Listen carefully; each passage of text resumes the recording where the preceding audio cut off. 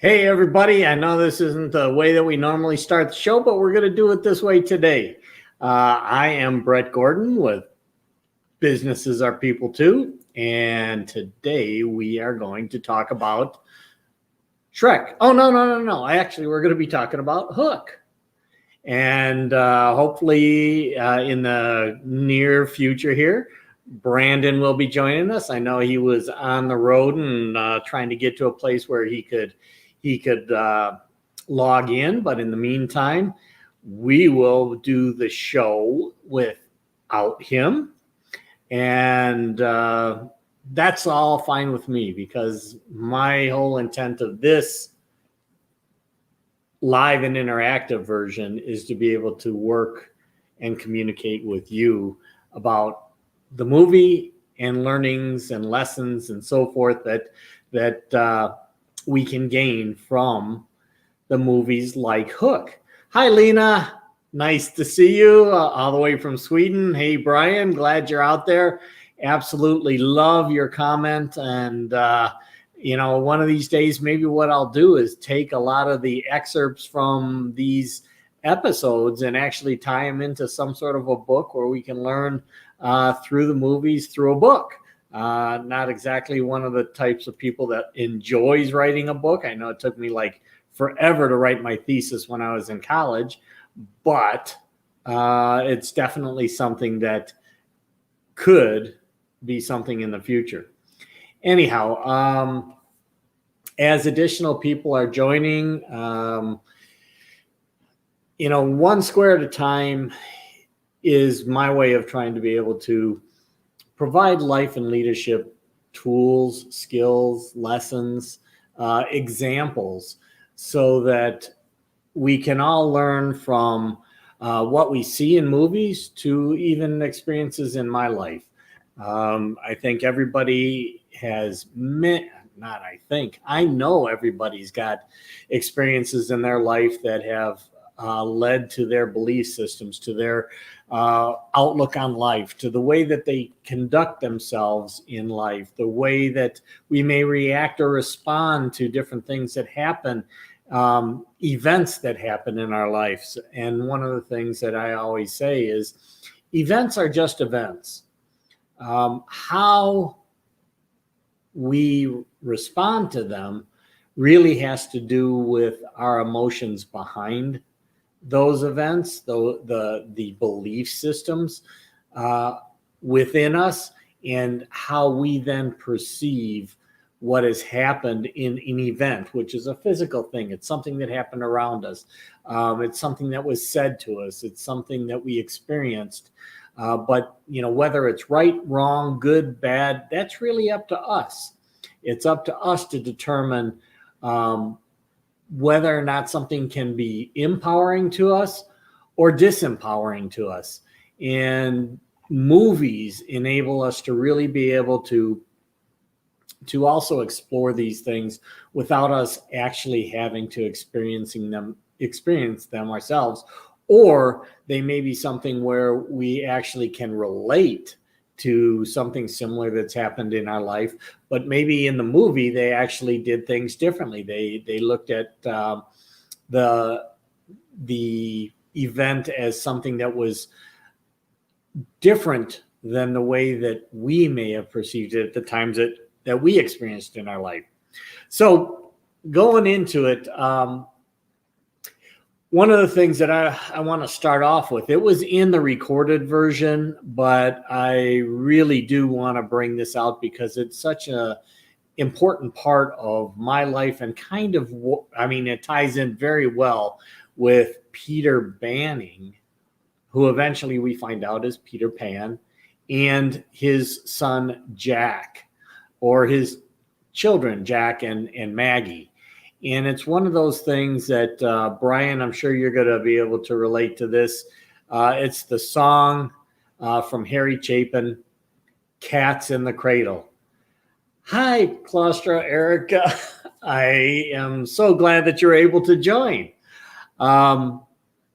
It's the song Cats in the Cradle by Harry Chapin. And I'm going to go through a lot of the words here because they are so meaningful to me.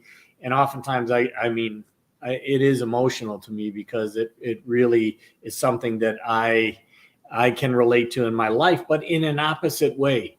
My dad, when I was growing up, I was lucky enough to have a father that loved to be able to come home and play with us kids, to be able to go out and do things, throw the football around with us, play wiffle ball with us, not just us kids in the family, but the neighborhood as well. He enjoyed doing those things. So he made time. But if you know the song Cats in the Cradle, that's great. If you don't, I'm going to relate a lot of the words here. And then we're going to tie that into our discussion on Hook.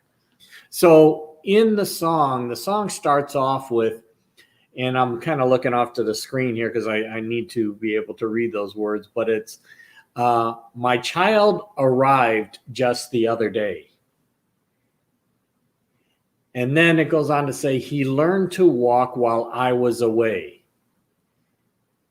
And he was talking before I knew it. And as he grew, he'd say, I'm going to be like you, Dad. I know I'm going to be like you.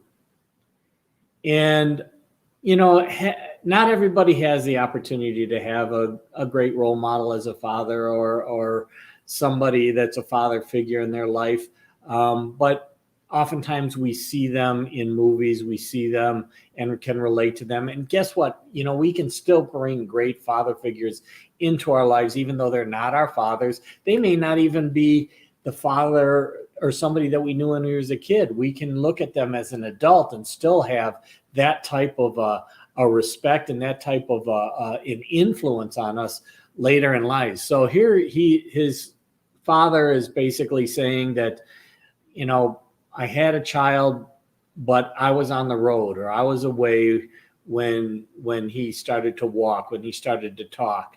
And then he goes on to say, my son turned 10 just the other day. He said, thanks for the ball, Dad. Come on, let's play. Can you teach me how to throw? And I said, not today. And he walked away, but his smile never dimmed. It said, I'm going to be like him, yeah. I know I'm going to be like him. So here's another example of, a father who didn't have or didn't make the time to do things with his children. And you know what? Kids are so resilient. They can accept that, but they can only accept it for a certain amount of time before you lose their respect, you lose their trust, you lose their desire to want to interact with you. And this is something, like I said, this song is actually the opposite of me, and I'll explain that in a little bit. But the song goes on to say, well, he came home from college just the other day. So much like a man, I just had to say, son, I'm proud of you. Can you sit down for a while? He shook his head and said with a smile, what I'd really like, Dad, is to borrow the car keys. See you later. Can I have them, please? So I went on to college after high school, and I remember coming home and basically not having time to spend with my parents. I'd come home from school, and what did I do? I went out and played with my friends. I went out drinking. I went out and partied. I went to work, and I didn't spend the time with my dad or my parents as I was growing up. So now this song kind of ties into more of where my life was. My dad had the time and gave his time. I came home from school and I didn't have the time. And then the song goes on to say, I've long since retired. My son's moved away. I called him up just the other day. I said, I'd like to see you if you don't mind. He said, I'd love to, Dad, if I could find the time. You see, my new job's a hassle and the kids have the flu, but it's sure nice talking to you, Dad. And as I hung up the phone, it occurred to me, he'd grown up just like me. my boy was just like me. So, you know, in life, we oftentimes get so tied up in those things that we believe are important. As parents, oftentimes we get this thing that, you know, being a good parent is being able to be a good provider, you know, a provider of things. And I want to be able to participate. Hang on one second. I think Mr. Brandon somehow got himself locked out again. Let me do something real quick in order to get him on board here. Hang on one second. Hey B, have you requested to get in? I don't have anything from StreamYards here. Anyhow, so as I was saying, you know, there's this misperception oftentimes that is to be a good parent, you need to be a provider of things. And yes, being a provider of things is helpful. But you know what? Just because somebody is rich doesn't make them a good parent, or just because somebody is poor doesn't mean that it makes them a bad parent. What a parent is and what children need are structure in their lives. They need somebody that they can depend on, somebody that they can trust, and somebody that they can look up to. That's what a parent is. That's what a father or a mother or father figure, or even a brother or a sister can be to a younger or even an older child. I know of children that have had to raise their brothers and sisters.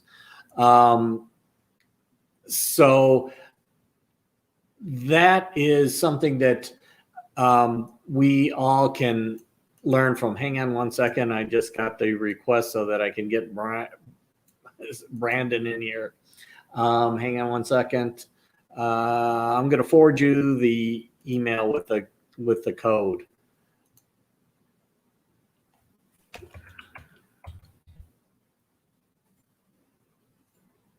All right. So now Brandon should be coming in here shortly. Anyhow, this is what I want to say is let's look at life and recognize that through the movie Hook, we're going to learn some things about what a father or what a parent sometimes gets tied into, and thinking that their business life, their profession, their work is so important that they forget or don't have the time or make the time to do things with their children. They don't get a chance to go see them play ball. They don't. Okay, it's 613514.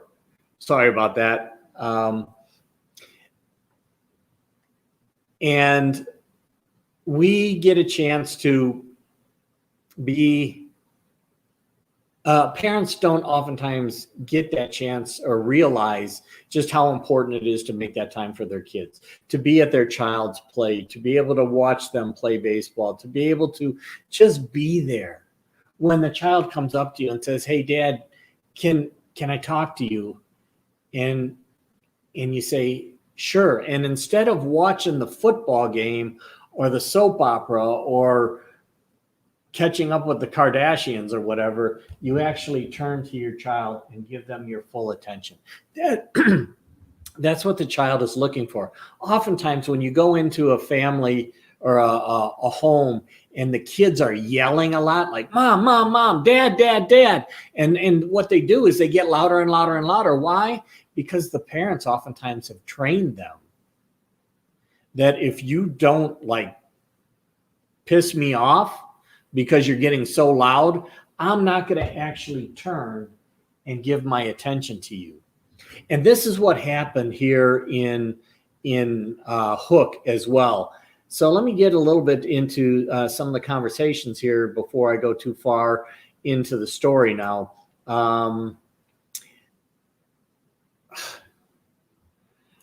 Okay, Brandon, try one more time. 983043. 983043. Hopefully that gets him in. So there he is, finally. Okay. Hello, Brandon. There we go. Finally. Hi, buddy. I was listening on YouTube. Thank you for doing this. It took me a minute to figure out why it wasn't letting me in, and then I realized I was locked out. Hi, guys.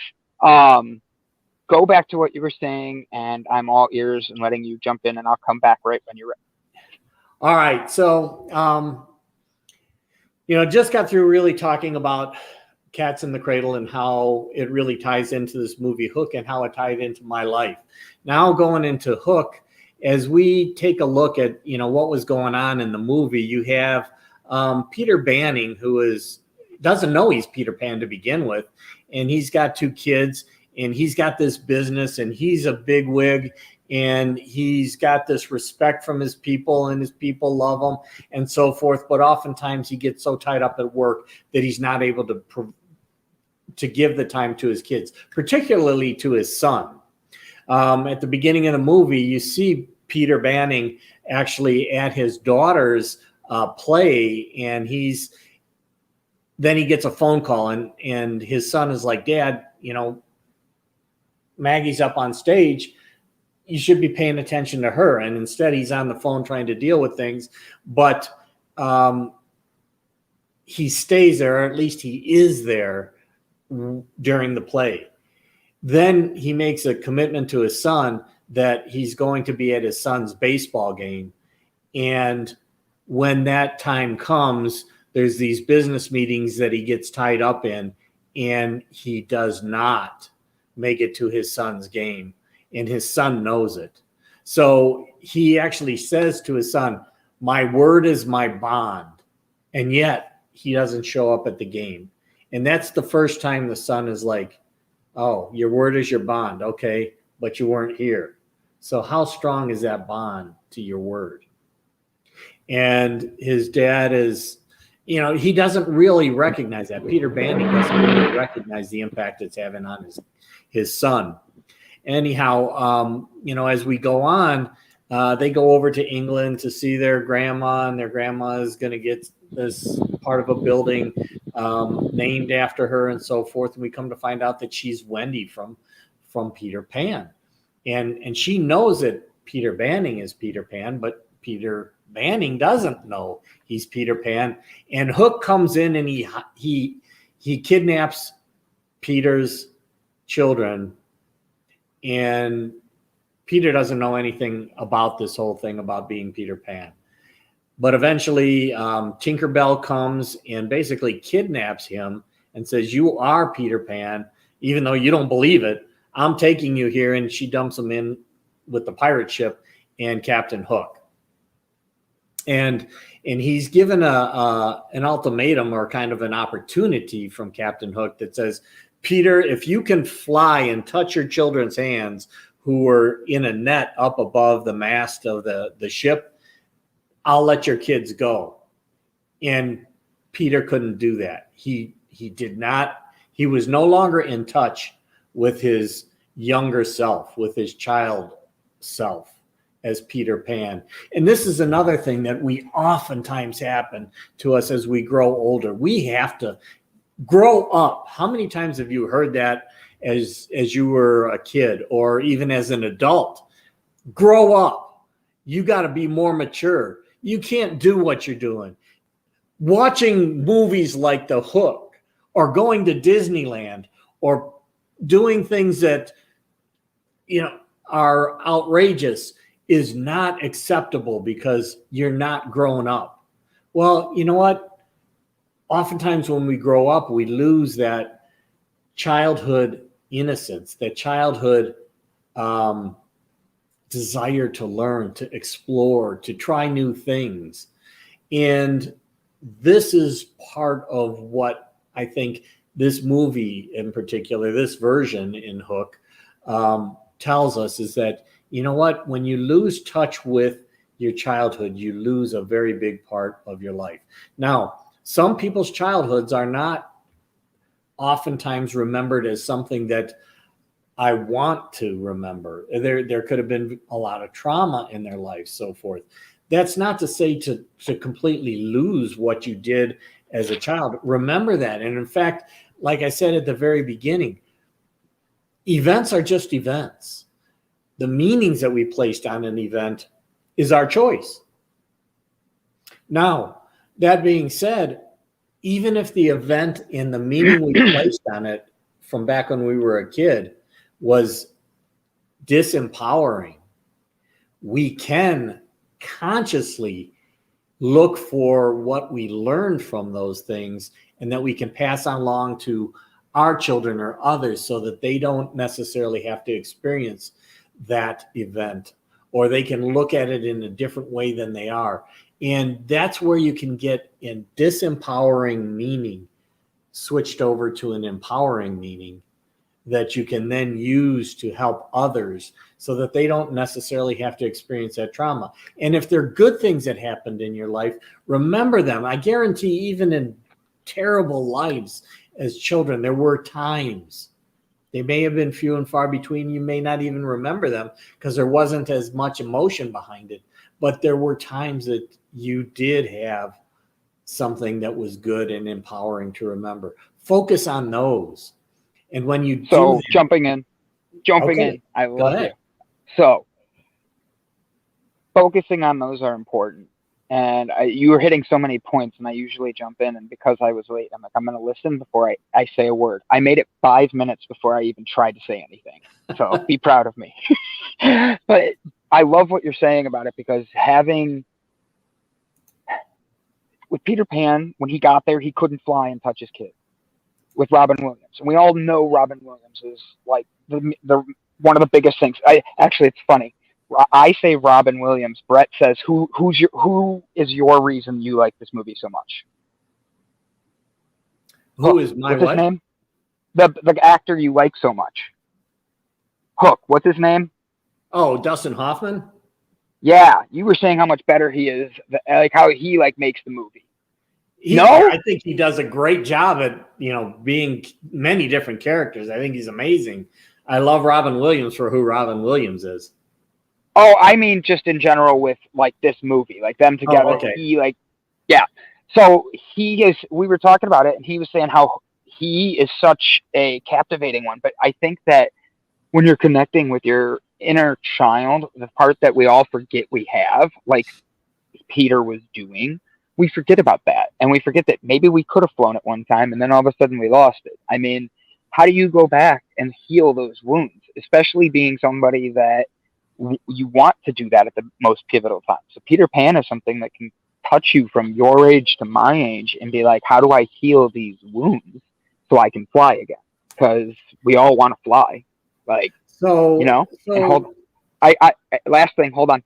I'm so dyslexic. I'm so glad I didn't bring this up faster. It says I am striving to get more jovial and less grown up. My dyslexia read this is, what's that? I'm more juvenile and less grown up. I did read it correctly. I was like, damn. I was so proud of Brian. I'm like, he got me on that one, because I was like, I'm like, oh, wow, that's really good way of saying that. And then I'm like, I misread it. My dyslexia got me again. All right, so with Hook, I want to ask you the question now, because there's a lot to be learned there. I got to turn this way, otherwise you can't see me. How the last time you watched it, what part of it did you connect with more? Because I remember when that came out, I was a kid, and I really loved being the little boy, because I remember having the baseball. But now, as I'm older, I look at Robin Williams, I look at other movies, and I see where the dad was when I was a kid and where I'm at now. I'm like, holy shit, that guy made money. And Robin Williams, character really did a great job of getting back to that. So for me, how do you connect with the characters? I figure you connect with Wendy now. Yeah, I'm old enough, that's for sure. But I really do connect, as I was saying when I was going through Cats in the Cradle. Is I remember growing up, I was always kind of more mature for my age. I hung around with guys that were 5 or more years older than I when I was a kid.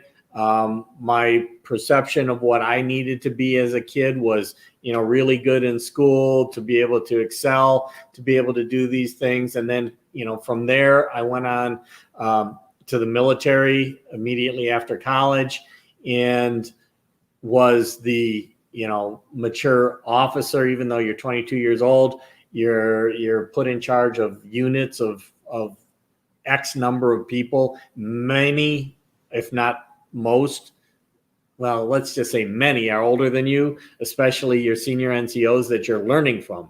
They become your guides, even though you are the officer. They become your guides, and if you're a good officer, if you're a smart officer, you learn from those that have been in the service longer than you. You learn from those non-commissioned officers, NCOs, sergeants that are there to help you and understand. So it's opening up to those things. But I was kind of that professional, what I call, over the course of time, not just in the military, but also going into corporate America, I was kind of that stick up the ass leader.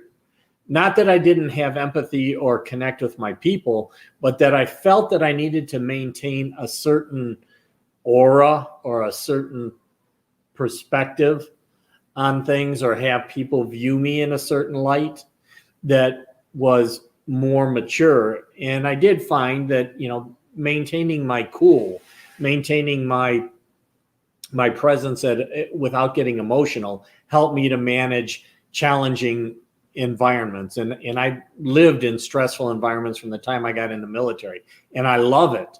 But I learned that in order to manage those, I needed to maintain my level without pinging off the walls, without overreacting.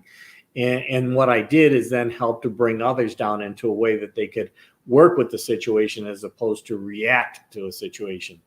But, I went from that. And now as I've gotten older, I actually realized I need to go back to many of the things I didn't really appreciate as a child.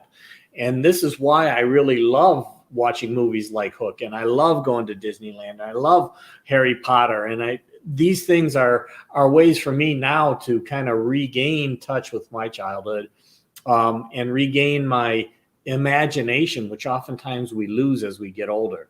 Our imagination, our ability to dream.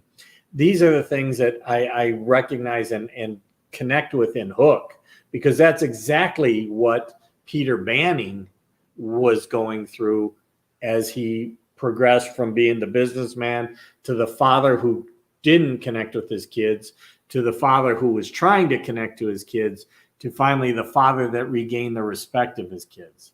And he did that by opening up his imagination again. I don't know if you remember the scene where he was with the Lost Boys and they were trying to kind of get him to be Peter Pan again. So he's there, and yes. And they're eating food, but when the food first comes out, everything looks empty, and the kids are eating and eating and eating, and Tink is in the background going, basically, you got to use your imagination. And Peter didn't get that until finally he was kind of in that name calling mode, and he was able to, like, in his imagination, he was thinking, man, I really would love to just throw like this ice cream in this guy's face. And boom, he flicks. And sure enough, ice cream ends up in the guy's face. And now he starts to re-engage with his imagination. And from that point, the food appeared on the table, and they got into this food fight and everything. And it was all about regaining the perspective of being able to imagine, to create a world that may not always be there in reality. And you know what? That's what gives us those unique ideas, that creative ability, is to get back into that dream world, to get back into your imagination, which oftentimes when we get mature, we lose connection with. Sorry, just. you want me to pull it back in? No, I was actually gonna bring that out. That Jess is saying my favorite moment in Hook, when one of the Lost Boys' pockets goes up to Peter and pushes his face back and says, "There you are, Peter." Exactly. That was the one time when the kids finally believed that Peter Banning was Peter Pan. And it was because of the innocence of a child. A child oftentimes sees things in us that we don't think we're projecting. The energy that we have. I've never had kids, but for some reason, kids are attracted to me. They feel comfortable or they feel not threatened. So I've gone to people's homes where I sat down on a couch and a little kid comes up and sits right next to me. I mean, literally leaning on me, and they look at him and they're like, he never does that. He basically hates anybody that comes into the house. So why is he doing that to you? I don't know. It's got to do with the energy that we give off. And that was the energy that was changing in Peter Banning as he was becoming Peter Pan again. Right. Yes. So, sorry, grapes. Thank you. So, I like Jessica's comment, and I have a question. There's another movie called The Lost Boys. Yes, I do believe that there is. I'm not sure it's in the same vein as this, but yes. Okay. So, that was a second question. I just knew it was an easy one to answer. Damn it, trying to move out of the light or into the light. I lost my question trying to do this. Basically, what I was going to ask you is about how, as we get older, why is it harder for us, do you think, to actually become like our parents? Like, my mom and dad were both workaholics, and look what happened with Peter Pan. Peter became like his parents he didn't think he was going to become. How do you go back to finding that joy? I asked it earlier and all that. So I was curious, like how, because that's where we're at right now in life.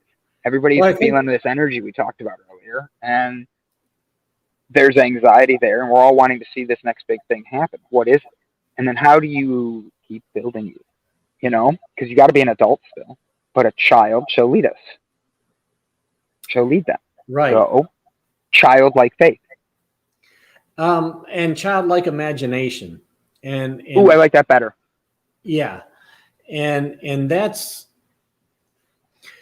first of all, we have to sometimes, like I say in almost every episode, we have to question the BS of our BS, have to question the bullshit of our belief systems. And even if it's a pool in the background, sometimes we have to recognize that pool is a tremendous body of water that we can immerse ourselves in and kind of lose the connection of the reality around us so that we can open up our imagination. So as a technique, actually, to be able to help to go back and change some of these things, these belief systems that we may not even, most belief systems we did not choose. They were given to us by people around us, by events that happened to us, things along those lines, or by our perception of events that happened around us. But there's a technique called the Dickens Approach, which is kind of like, when in the Charles Dickens Christmas movie where Scrooge gets visited by the ghost of the past, the ghost of the present, the ghost of the future. Well, you can actually, and I can take people through this, but you go back through your history, back to the earliest times that you can recall. And if you look at each event in your life as kind of being a CD or a record or a file, each individual file, and you can pull those up, and you can pull up that file and you can change what's in that file. So if you go back to, say, a traumatic experience in your childhood, and it was an event, but in the event initially you built a very negative disempowering meaning to it because it was traumatic. You can go back and say, okay, well, this was the event. This was what physically happened, and it may have been painful. It may have been, like I say, traumatic. But you can say, now that I'm not in that situation, I'm outside of it. I'm up here looking down at it as though it was a movie, kind of being a third party or an observer of the observer. And you say, okay, let me change the meaning of this. If I were to learn something from this, here's what I learned. Now I put that file back in. All the files that are after that change. Why? Because you changed one of those things that created a belief system that then affected every other event that you interpreted throughout life. It's a technique. It takes some time, but it's very, very, very powerful. And if you've ever been through it, I've been through it in Tony Robbins events, and it's a very emotional one. It's oftentimes one that elicit a lot of crying and so forth. But oftentimes we don't even recognize that those events were there until we're brought through this exercise. And then we realize why it is that when we see something, it triggers a response in our mind that we didn't even know why. You can be walking past, you can walk past a donut shop and smell the donuts, and it can bring either a very positive experience. Oh man, grandma used to always give me a donut when we'd walk past here, and you think about that. Or it can be a very negative one where something was very traumatic that happened while you were in the area where you could smell a donut. Or, a person in your life that was not helpful to your life used to always eat donuts. And now that triggers a very negative response, but you don't even recognize that oftentimes as an adult because we forgot about it. That's how you can actually actively do some things to be able to change the meaning or the belief system that you established from an event that happened maybe in a point in time when you don't even remember in life. And often, our brains are very, very good at being able to kind of take some of those things that were very painful to us and put it in a room that doesn't consciously affect us. But when those triggers occur, that unconscious thing comes out and we react or we respond in a way that we don't even know why. But that's what was happening.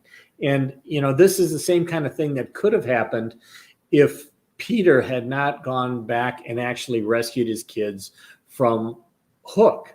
If he would have gone through the rest of his life as the business Peter Banning and continued to miss his child's baseball games or done anything that appeared to be not living up to his word, Jack would have continued to build up this animosity toward him about you not being there for me. And we do have that happen in our lives too, where, our parents may be thinking that they're doing the best thing for us, but our perception of it is you're not giving me any time. You're not there for me when I need you to be there because you're out there doing your job. You're making the money. You're got enough money to buy the new car, the boat, the vacation that we go on, but you're not there for me when I come home from school and I had a bad day at school and I need to talk to you, Dad. I need to talk to you, Mom. I struck out 3 times in the baseball game and I feel terrible and I want to talk to you about it. And instead of you being there to let me vent and then to give me some guidance, you basically said, don't worry about it. You got the next game. And then you go back to watching your baseball game or you're doing your sewing or doing whatever it is that you do rather than focusing your time on your child at that time that the child is really looking for it. So, luckily, Hook actually did, if you want to look at a traumatic experience that then can be changed in terms of perspective, the kids were kidnapped by Hook, traumatic experience, taken from their bed, their bedroom, when their parents are at an event and taken to some unknown land. Talk about a traumatic experience. But then dad shows up, and initially dad can't save me. And I lose some more respect for him because he's trying to reach to touch the kids, but he's afraid of heights and he's afraid he's going to fall off, and he didn't learn how to fly yet. And the kids, again, are disappointed. Or Jack was disappointed. Maggie interpreted it differently. She interpreted it that dad was trying, but he didn't make it. Jack was more like dad was trying, and he already broke his word to me before, and he didn't have any confidence in his father being able to do what his father was trying to do or give him his word.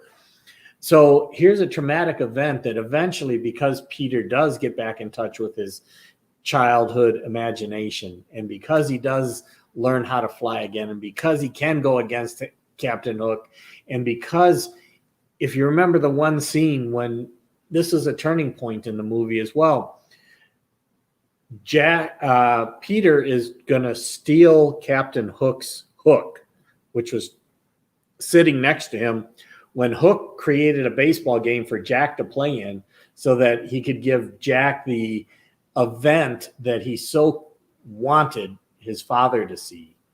And instead, Hook recreated it so that Hook could take the place of his father. And Jack's up there to bat, and he's looking back, and he sees Hook, and Hook's looking at him. And Hook says, "That's my Jack."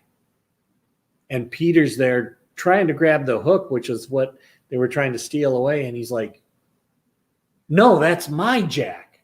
It's not your Jack. That's my Jack." Now things are really starting to retouch Peter at his core level, at his emotional level, at his heart level. And it really changes then also his motivation, because now he realizes, I did lose respect. I didn't give the time that I should have to Jack. And now Jack is looking for somebody else to do it. And it's Hook, my arch enemy. So, this traumatic event ends up turning into the most positive thing that could have happened to Peter Banning in regaining touch with his family, regaining his relationship with his wife. There was another scene in the movie near the end where Tinkerbell kisses Peter Pan because she was in love with Peter Pan. But Peter Banning backs away and says, "Wait a second, I have a wife." And then he recognizes that he wasn't giving his wife the attention. And you remember when she threw his phone out the window at the beginning of the movie, saying, basically, "God damn it, stop hanging on to your business and forgetting about your family," and threw it out the window. This is when it really came to his mind. I love my wife. I love my family. I have something here that I have lost touch with, and I am now going to go back and live my life differently to really be a part of theirs. Jessica is saying it's a tough scene to watch as a parent, because literally that happens more and more with the online world. We get busy, and it's easy for outsiders to come in and influence our kids instead of us. Absolutely. And it happens, actually, money doesn't bring happiness, like you're saying there, Brandon. Money doesn't bring happiness, memories, or create and vision. I was leaving myself notes so I didn't interrupt you. Oh, okay. That's why. And then the donuts one was supposed to be a joke, like, because you were talking about donuts. And Yeah. it came in, and I saw when you saw it, I'm like, well, now it just looks like I'm trolling him. So please know that wasn't it. But the money one was when you were talking about like everything with memories and that. Like I know that like as a parent, you do everything you can for your kids. And Jessica's 100% right with the outsiders able to come in, because we're seeing how easy it is with technology and how people are being. God, what did they say? This year's class is the first year's class, or a couple years ago, to not to be born within the iPhone or something like that. Like they have technology in their hands the whole life. And it's just fascinating to think how we think all these things are going to make us happy. And that's what we try to do. We go buy phones so our kids think we have the best stuff. Or our kids feel they have the best stuff and they're loved. We go buy other things. Maybe every Saturday you go buy donuts and do whatever. But like the thing is, we think we're buying the happiness by giving things. But the true thing is when we really come down on it, like that took a lot for Robin Williams' character, Peter, to hear his arch enemy say that, and that's hard. But when you're doing the right thing, like he didn't take the hook then. That's where you know you're going to be able to make a bigger difference with your kids, with people, and yourself, because everybody's going through shit. But man, being an outsider, it's this new world that we're living in. Memories create individuals. Put your money into your family and your like everything else, because Peter left and lost his childhood, but then he completely almost lost his family because he let go of everything else. And it's important to remember that that moment was his dropping point to his heart, where he had to find what was really there. And the Tinkerbell scene, I really have to touch back on. Yes, that is like a childhood, like she is still today beautiful in that scene, Julia Roberts. And like I remember thinking as a kid, like I need a Tinkerbell when I get older. I think that's why it's such a popular costume for like parties. But yeah, 100%. Like I was agreeing with you, and I just didn't want to interrupt, but I wanted to make sure I said something because I was leaving my notes there, so I'd let you keep going. Well, there's so much, in those scenes that, and in the comments that we're making here, like, when I was a kid, we didn't have all this electronic technology. Instead of having somebody that we communicated with via the internet, we would spend more time over at somebody's house, maybe because their parents were cooler. Usually a cooler parent meant that they were actually more in touch with their kids than my parents might have been, or somebody else's parents might have been. That made a cool parent. My people talk about my dad all the time. They're like, he's the coolest dad in the world. And that's because he jokes around. You can say just about anything that you want to say to him. He's going to say shit that you wouldn't expect a parent to say. And it's all, one where I bring friends over and they become like part of my family because my dad's cool. And then they build actually a bond with him because of that. Now, we did that as kids. We would go to somebody else's house if they had cooler parents or whatever. Sometimes you went over to somebody else's house because their parents had more money and they had food in the refrigerator, or they had really cool toys that you could play with that you didn't have, which was another aspect of things. But oftentimes, really, it came down to, hey, my dad is going to go out and pitch the ball to us so that we can hit. That was better than, going out on the boat in the lake. Because now I'm actually interacting with an adult, which is something that most kids want to be able to do. You're always looking for somebody that you can interact with that you see on a different level than you, but you can and aspire to be. You like being around that. And if they can get into your world, it makes it so much more tangible to you and more relatable to you. And that's what my dad used to do. He'd take us out to go play ball and those kinds of things. And today, instead, we've got these boxes in front of us. In fact, we've got these sitting right here. And not only do we, but our kids have those. Now, I can take a look and I've seen people where their kids are yelling, mom, mom, mom, dad, dad, dad, and they're just doing this thing on their phone. And then the kids get louder, and they're still doing this thing. And then the kids get really loud, and they're like, shut up. Well, the kids are trying to get your attention from your phone to focus on them because they have a question.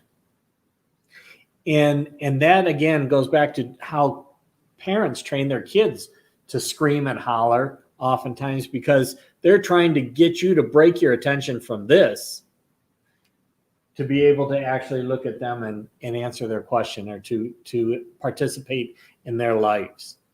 So then if you give your kids these in order to occupy their time, they're likely to find somebody on here that's willing to listen to them, either in video or in text. And you don't know who those people are.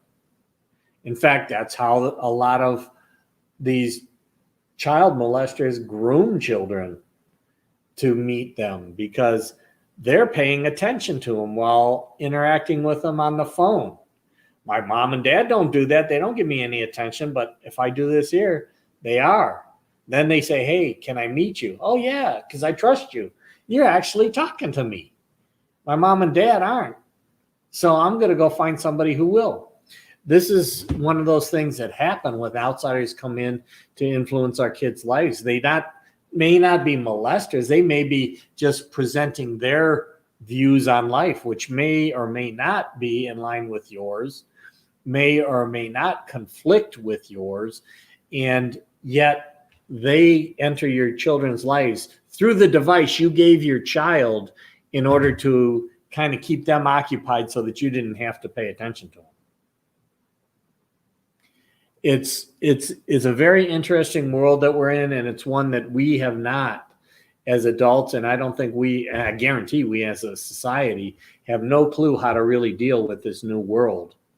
And it's getting ahead of us faster and faster and faster, and it grows beyond what our minds are really capable of doing. So it's really, really important to spend the time in those very formative years to really establish those types of belief systems. Now, again, I said, you are giving them your belief system. That's not necessarily going to be the most empowering thing for them. In fact, most of the time you haven't questioned your own belief systems. They could have been your parents' belief system. They could have been your grandparents' belief system that used to work out on a farm all day long because that's what they did in those days. Why do you not eat after 5 o'clock in the afternoon? Well, because in great-grandparents' day, they'd go to sleep at 8 o'clock at night as soon as the sun went down, because they woke up at 4 o'clock in the morning to be back out in the fields. Does that necessarily mean that that's what your body is asking for? If you go to sleep at 2 o'clock in the morning, it's a totally different scenario. So these beliefs and these things that happen are really questionable. In fact, I was just talking to somebody, and I know we're getting close to the end of the show here, but here's a really good example about belief systems. I was talking to at the show here that Brandon, you were at the IFAH show. Our neighboring booth had a couple that were from India, and she was talking to me, and she's like, yeah, in India, we don't cut fingernails after dark. And if you do that, it's considered bad luck. And she's like, finally she asked her mom, she says, Mom, why is it that we don't cut fingernails after dark? Why is it considered to be bad? And her mom's like, back in our day, we didn't have electricity and light after dark. So if you're trying to cut your fingernails after dark, you're likely to cut them too deep or mess them up or whatever. It had absolutely nothing to do with good and bad luck. It had to do with the fact that there was no light. And yet it was a belief system that was passed along that it was bad luck and that you can't cut your fingernails after dark. So those are the kind of belief systems that oftentimes come into our lives, and we have no idea why, but we still adhere to them. Jess is saying, I think it's like a step in the, it's like to step in and say, there are very few of us who gave our children phones, so we don't have to pay attention to them. But life takes over sometimes. Yes, there's no doubt about it. Life is advancing so much faster than we really can absorb. There are many things that we do that we haven't really understood the full ramifications of. My parents didn't hand me a phone, but they shoved me out of the house. In my humble opinion, same thing, different time. True. I mean, I remember when my mom used to say, go outside and play. Just get out there. Go across the street and play with your friends. Especially like if we were bugging them while they were trying to do something, or maybe even, they're trying to get the dishes done, which you used to have to do by hand before the dishwashers came out. God. Oh my God. I forget. What is the tool for this episode? Because I'm thinking I'm going to have to change mine. So good. Thanks, Jess. I really appreciate you bringing us back in line here. I think it's easy to say there's a few of us who gave children phones, but we didn't have to. Oh, we went through that. You read those. Yeah. And then the other one was my parents didn't hand me a phone. All so right. You read them all. And I laughed kind of hard because I didn't know what IMHO was, and you did. So I was like, man, I am old. Well, yeah, and I'm so young. You knew what that was. So what was the tool for this episode? Okay, so the tool for this, and as I said in the recording, it may sound kind of corny, but the pan is mightier than the sword. Oh, that's right. And when I say that, I'm saying that, okay, first of all, at the very beginning of the movie, when the kids were kidnapped, if you remember, and Peter is trying to negotiate with Hook, and Hook is trying to bring war, and Peter pulls out his checkbook to like write a check to pay ransom to get his kids back. That pen meant absolutely nothing to Hook. But beating Pan was the key to what Hook really wanted to do, to get back for the time that Peter Pan cut off his hand. That's, or when, Hook lost his hand, that's what Hook wanted revenge for, essentially. But the other concept, and I talk about it in the recorded version, is in a pan, you can make almost anything. You can make it from a recipe, but you can change that recipe. And oftentimes, in order to get what's in that pan to be to your taste, you need to change that recipe a little bit. And the same thing goes for life. When life gives you all these ingredients and you put them in a pan, it's up to you as to how you're going to spice it. It's up to you as to how you're going to cook it. Maybe you need a bigger pan because life has given you too much more. Maybe the pan is something that you need to get smaller because it's way too big for cooking a single egg and you've got a 12-inch pan. So life is kind of like getting all of the ingredients for something, but not necessarily having a recipe. And it's up to us to put them together in a way that becomes what is our life. And in that respect, recognizing that it is our choice as to how we put the ingredients together, how we cook the food, how we cook the things that happen to us in life,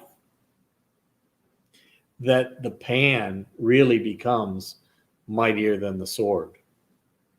So that was the tool. That's how I put together and think of it as a tool in our lives, that we have the choices to how hot we're going to cook things, how much we're going to mix things, how we can take an egg and either do sunny side up, over easy, over hard, scrambled. That's our choice. That's our choice. The event is we have an egg in our hand and we have a pan in our hand. So how we actually make that egg in the pan is up to us. So take that opportunity and recognize we have the responsibility and the ability to choose how we're going to use that pan and how we're going to use those ingredients that come to us in life. And I have to leave for improv. Wish me luck.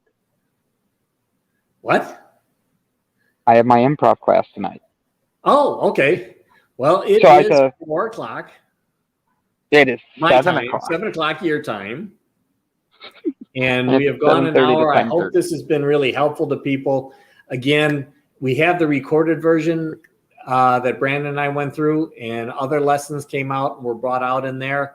I think it's something that if you really are a parent or know of parents that would benefit, these 2 episodes are amazing for not only being a parent or knowing of a parent, but also being a child that is looking back at my childhood and trying to figure out why it is things happened and why I am the way I am.